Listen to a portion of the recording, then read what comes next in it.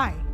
Today's episode answers a question we get so very often. I don't feel or see climate change. How does this impact me, my family? Now, it's a valid question because so much of climate change conversations actually tend to focus on the extremities.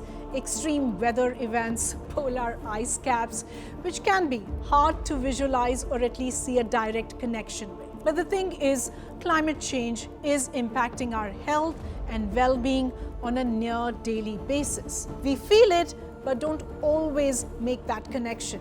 And that is what I'm attempting today. My name is Anubha Bhonsle, and in this episode of the Climate Explainers, I and Pallavi Prasad are focusing on some critical ways climate change is affecting your health and that of your loved ones.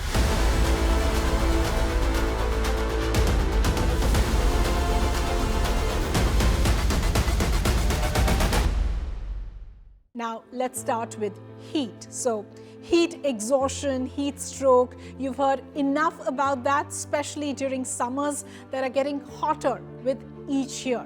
Just last month in June, when temperatures crossed 45 degrees in large parts of North India, there was loss of human life. Vulnerable groups such as the elderly and those with existing health conditions are particularly at risk. Water scarcity and poor sanitation caused by erratic rainfall can lead to an increased risk of waterborne diseases like cholera and diarrhea. Air pollution worsened by climate change is a major health concern, leading to respiratory problems such as asthma and bronchitis.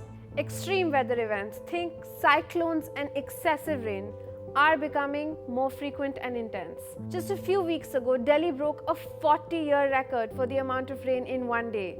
At least 6 people died. Besides death, injuries and displacement, hospitals and healthcare services stand to be disrupted during such extreme weather events, which makes it worse. Like when our hospitals were overburdened at the peak of COVID-19. Speaking of COVID-19, as our planet changes more and more because of us, the chances of pandemics breaking out increase. Rising temperatures and ecosystem loss because of deforestation disrupt animal migration patterns. This brings different species into contact and creates opportunities for pathogens to infect new hosts. Permafrost, which typically exists in the polar regions, is also melting due to climate change. This thawing releases pathogens and toxins that have been frozen and trapped underground for millions of years. And finally, rising temperatures and altered rainfall patterns create conditions for disease-carrying insects like mosquitoes and ticks. Vector-borne diseases such as malaria, dengue fever, and Lyme disease can and are becoming more widespread disproportionately in the global south. Now, climate change has a disproportionate impact on women. They're more likely to take the hit for water scarcity and food insecurity.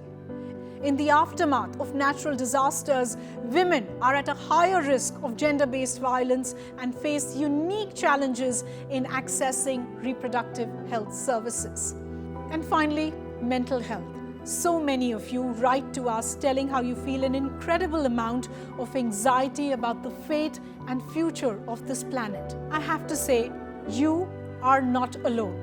The stress, anxiety, and grief associated with extreme weather events or loss of home and establishments, ecosystems, displacement, all of this takes a huge toll in the form of PTSD or post-traumatic stress disorder, depression and anxiety, and more so when all of this is framed by a sense of helplessness or that it's too late. But remember, it's not too late.